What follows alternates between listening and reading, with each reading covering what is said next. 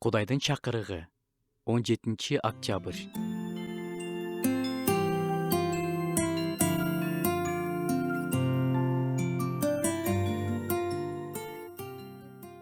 Асманда жашаган, асмандан түшкөн адам уулунан башка эч ким асманга көтөрүлгөн эмес.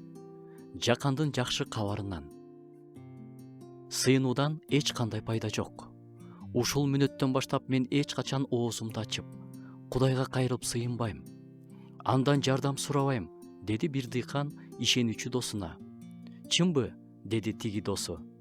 Мобу 1000 сомду алып, эми мен эч качан Кудайга кайрылып жардам сурабайм, деп сөз бер, дейт. Дыйкан дос акчаны алып чөнтөккө салып коет да, сөз берем, дейт. Машинасын айдап үйүнө баратып, лап деп эле жөн жерден 1000 сомдуу болуп калдым го, деп өзүнө ыраазы болуп коет. Бирок кечинде төшөгүнө жатып алып коркунуч басып, шектене баштайт. Эмне деп салдым? Кырсык айттырбай келет. Сарайыман өрт чыгып кетсечи? Кудайга кайрылбаганда кимге кайрылам? Аялым же балдарым ооруп калсачы?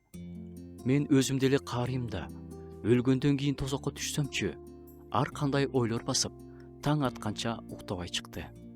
Бир нече күндөн кийин ал досуна жөнөдү. Мобу 1000 сомуң өзүң эле буйрусун.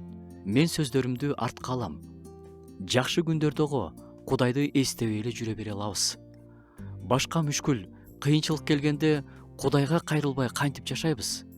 Бир нерсе болсо эле оозубузга Кудай келет да, деп досуна 1000 сомун карматыптыр.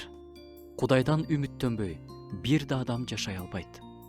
Жердеги жашоодо гана эмес, түбөлүккө өткөндө да тозоктун отунан куткарылыш үчүн бизге Кудай керек. Башка мүшкүл түшкөндө гана эмес, азыр ушул жерден деле Кудайга кайрылып, аны менен тынчтыкта болуп, түбөлүктүү тозоктон куткарылып алсаңыз болот. Асмандан биз үчүн келген Ыйса бизге жол даярдап койгон.